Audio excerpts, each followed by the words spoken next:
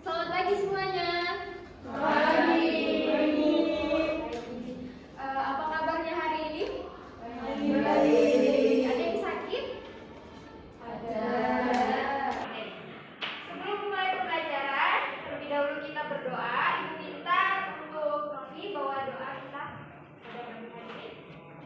Untuk mengawali pembelajaran pada pagi hari ini, alangkah baiknya berdoa memakai hati masing-masing. Berdoa dimulai. Berdoa selesai. Baik, terima kasih kepada Mbak Novi. Sebelumnya, Ibu mau presentasi dulu siapa yang tidak hadir hari ini. Wina. Kenapa Wina? Sakit. Ada lagi? Aurel kenapa? Sakit. Oke, ada lagi? Farah. Izin. Farah izin. Oke, ada lagi? Dea. Izin. Ya, izin.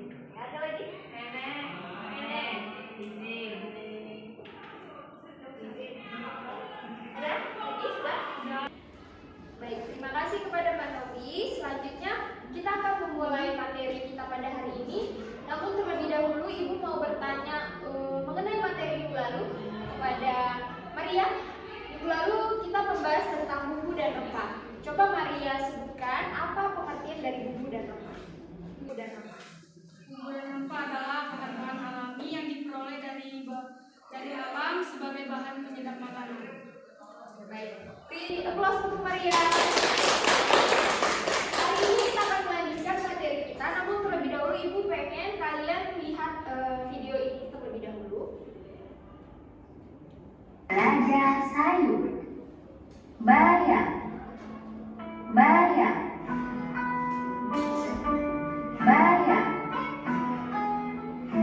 brokoli, brokoli, brokoli, brokoli, buncis, buncis, buncis, cabai, cabai, cabai, daun bawang, daun bawang, daun bawang, jagung, jagung,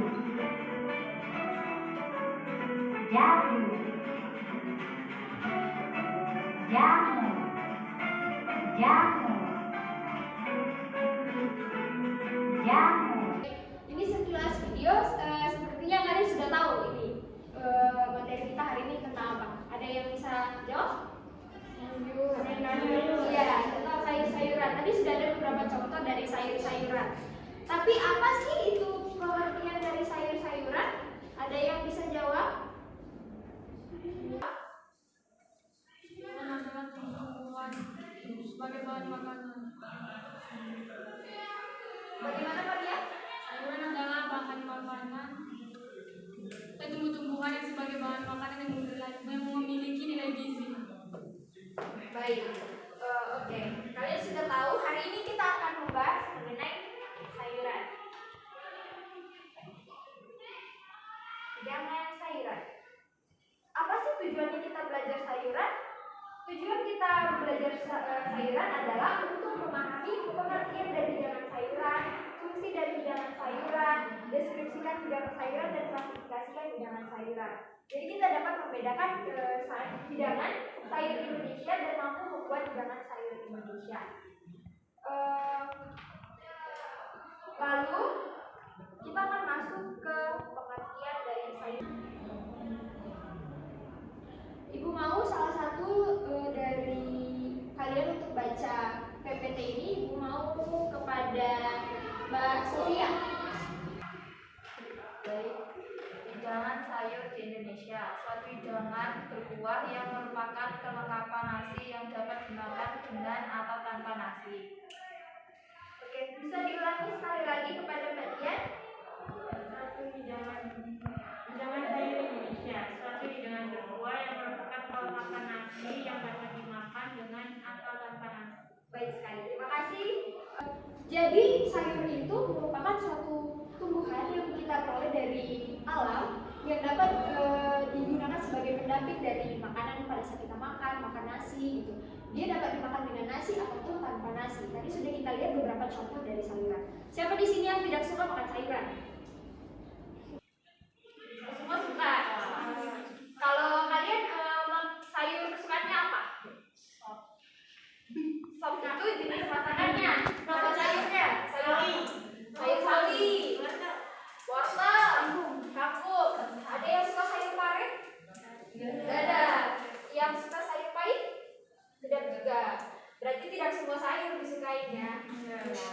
Oke. Sebelum lanjut ke PPT selanjutnya, Ibu mau bagi ke dua kelompok. Di mana kelompok 1 itu ada Mbak Sofia, Mbak Amelia, Mbak Maria, dan Mbak India. Kelompok 2 ada Mbak Febri, ada Mbak Novi, ada Mbak Dian, dan ada Mbak Zuraida.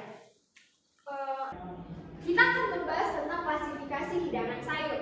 Klasifikasi hidangan sayur ada 3. Yang pertama ada sayur berkuah banyak, yang kedua ada sayur berkuah sedikit, yang ketiga sayur tanpa kuah. Bagaimana sih sayur yang berkuah banyak itu? Atau bagaimana sih sayur berkuah sedikit atau sayur tanpa kuah? Sini kita akan bahas.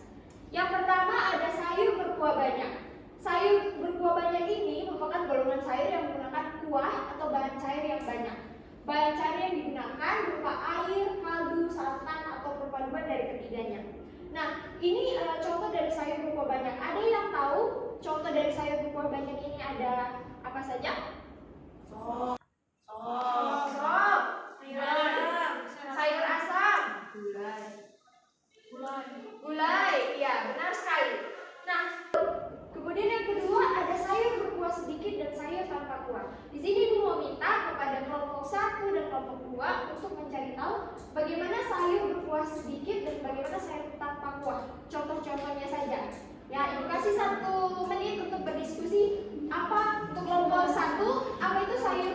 Apa contoh sayur berkuah sedikit, dan untuk kelompok 2 apa contoh sayur tanpa kuah? Oke, silakan berdiskusi.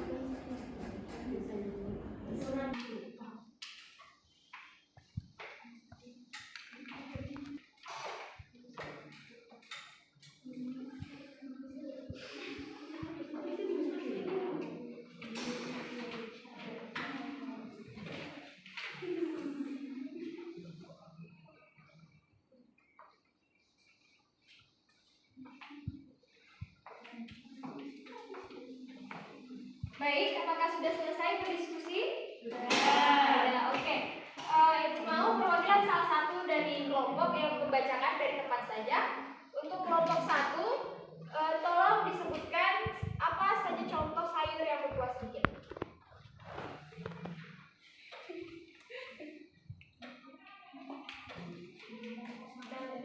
Sayur berkuah sedikit, ada tumis, oseng-oseng, kari-kari, kentang, cabai. Baik, terima kasih kepada Mbak Amelia. Lanjut ke kelompok 2. Apa itu sayur tanpa kuah? Contoh-contohnya.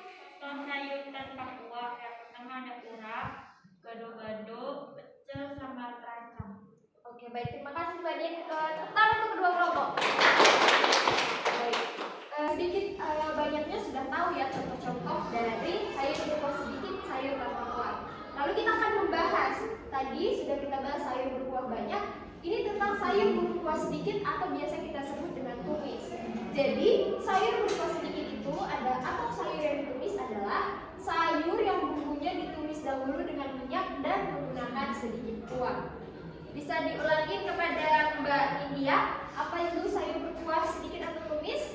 Sayur berkuah sedikit atau tumis. Sayur yang ditumis adalah sayur yang bumbunya ditumis dahulu dengan minyak dan menggunakan sedikit kuah. Baik, terima kasih Mbak India. Nah, lalu apa yang dimaksud dengan sayur tanpa kuah? Sayur tanpa kuah adalah jenis sayur yang dihidangkan tanpa atau dengan melalui proses pengolahan. Sayur ini bisa disajikan dalam keadaan mentah bersama sambal atau bumbu sehingga menambah rasa dari sayuran tersebut. Sambal yang digunakan dapat berupa bumbu kelapa, bumbu kacang, atau bumbu cabai seperti tadi yang sudah disebutkan oleh kelompok 2. Apa tadi contoh dari sayur tanpa kuah? Urap. Ya benar. Seringkali kita menemukan urap atau pecel gitu ya.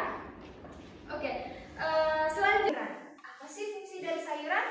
Oke, ibu mau semuanya membaca fungsi dari sayuran. 1, 2, 3, ya. Sayuran mengandung zat gizi yang berfungsi mengatur metabolisme atau proses kerja tubuh. Zat pengatur ini terdiri dari air, vitamin, dan mineral. Jenis zat gizi ini banyak terdapat pada makanan yang berasal dari sayuran dan buah-buahan. Oke, baik. Terima kasih. Ibu mau diulangi sekali lagi sama Mbak Zuraidah apa fungsi sayuran? Berfungsi untuk mengatur metabolisme atau proses kerja tubuh. Zat pengatur ini terdiri dari air, vitamin, dan mineral. Zat gizi ini banyak terdapat pada makanan yang berasal dari sayuran dan buah-buahan. Iya, benar sekali. Terima kasih Mbak Zuraidah. Jadi fungsi sayuran itu dia mengandung zat gizi yang berfungsi untuk mengatur metabolisme atau proses kerja tubuh. Jadi selain itu dia juga berfungsi sebagai pelindung, zat pelindung.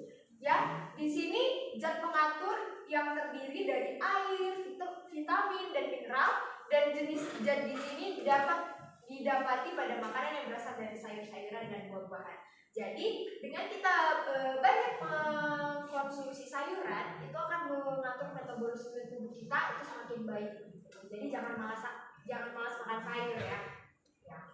Selanjutnya jenis-jenis sayuran. Di sini ada jenis-jenis sayuran. Yang pertama ada sayuran buah, sayuran daun, sayuran bunga, sayuran batang, sayuran biji. Ada yang tahu sayuran buah itu yang seperti apa? Tomat. Ya, tadi Mbak Lydia bilang tomat, benar sekali. Ada lagi yang lain contohnya? Terong, ya lagi. Paprika, terus cabai. Oke, banyak sekali ya contoh-contohnya. Berarti ini di sini sudah tahu ya bagaimana contoh-contoh dari sayuran buah. Nah, kembali mau kalian berdiskusi untuk kelompok 1 membahas apa saja contoh dari sayuran daun dan sayuran bunga. Kelompok 2 apa contoh-contoh sayuran batang dan sayuran biji. Oke? Ibu kasih waktu 5 menit, silakan berdiskusi, nanti Ibu kembali tanya. Silakan.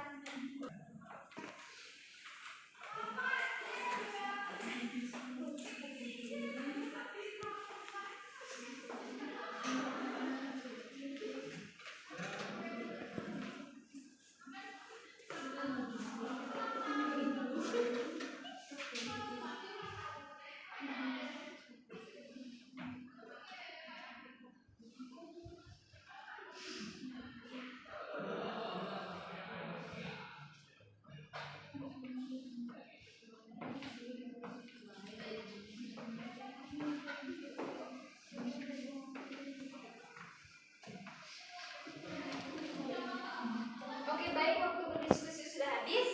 Ibu mau kepada kelompok 2 terlebih dahulu mempresentasikan hasil diskusinya. Silakan kepada salah satu untuk membacakan hasil diskusinya. Sayuran batang ada asparagus, tebu, ada segalanya. Sedangkan sayuran biji ada kacang-kacangan seperti kacang polong, kacang lamas, kacang panjang, kacang merah, dan kacang selai. Baik sekali, terima kasih kepada kelompok 2 beri aplaus. Selanjutnya kepada kelompok 1, silakan mempresentasikan hasil diskusinya. Sayuran dari daun yaitu daun bayam, daun singkong, daun kangkung. Dari bunga itu ada bunga pepaya, jantung pisang, kubis bunga, dan bunga kol. Baik, terima kasih kepada kelompok 1 beri aplaus. Kita bahas tentang contoh dari sayur-sayurannya. Jadi jenis-jenis sayuran ini dia penjelasannya. Yang pertama tadi ada sayuran buah, yaitu tanaman yang diambil buahnya untuk dijadikan sayuran. Ada sayuran yang dapat langsung dimakan atau dijadikan salad atau diolah terlebih dahulu tadi ya. Seperti ada tomat, paprika, timun seperti yang sudah kita sebutkan tadi. Yang kedua ada sayuran daun, yaitu ditanam untuk diolah daunnya menjadi berbagai jenis sayuran yang sedang disantap. Contoh-contohnya tadi sudah disebutkan oleh kelompok 1 ya. Yang ketiga ada sayuran bunga. Ini tadi contohnya ada brokoli, daun kol. Yang keempat ada sayuran batang, yaitu Dimanfaatkan batang yang masih muda sehingga sangat sedap ketika diolah menjadi berbagai macam makanan. Karena batang masih muda, biasanya teksturnya tidak terlalu keras sehingga memakannya pun mudah. Yang kelima, ini yang kelima ya, sayuran biji. Dinamakan sayuran biji karena memang bagian utama yang dimakan adalah bijinya. Sayuran biji kebanyakan datang dari jenis kacang-kacangan seperti tadi yang sudah disebutkan, ada buncis, kacang panjang, arcis, dan yang lain-lainnya. Oke, selanjutnya diri dari materi kita hari ini, Ibu mau mengulas kembali tentang yang sudah kita pelajari hari ini. Tadi apa itu pengertian dari sayuran? Ada yang bisa jawab?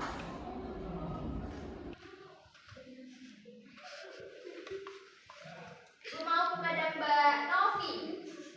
Mbak Novi, apa tadi itu pengertian dari sayuran?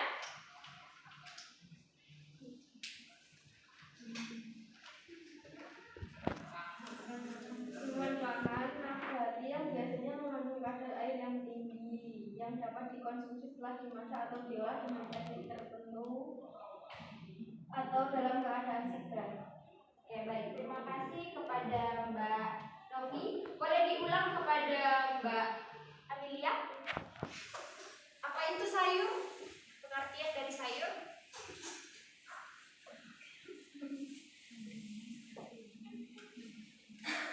Sayur merupakan daun-daunan seperti sawi, tumbuh-tumbuhan, toge, kolak, kapri, buncis, dan sebagainya yang dapat dimasak. Baik, terima kasih kepada Mbak Amelia. Selanjutnya Ibu mau bertanya kepada Mbak Febri. Apa itu fungsi dari sayuran? Fungsi sayuran itu mengatur metabolisme untuk proses kerja tubuh. Ya, benar sekali ya.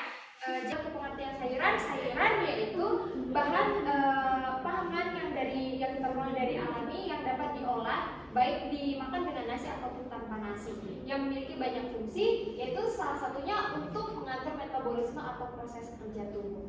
Baik, terima kasih kepada anak-anak ibu yang sudah memperhatikan dan mengikuti materi pada hari ini.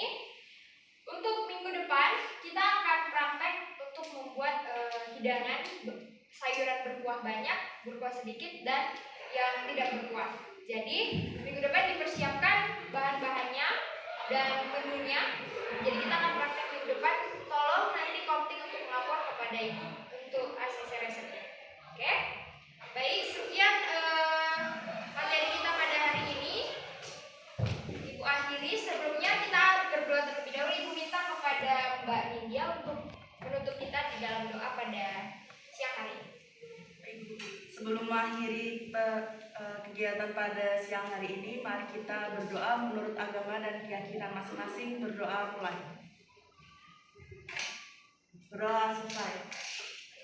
Terima kasih kepada Mbak Nindya. Kita akhiri materi kita pada hari ini. Selamat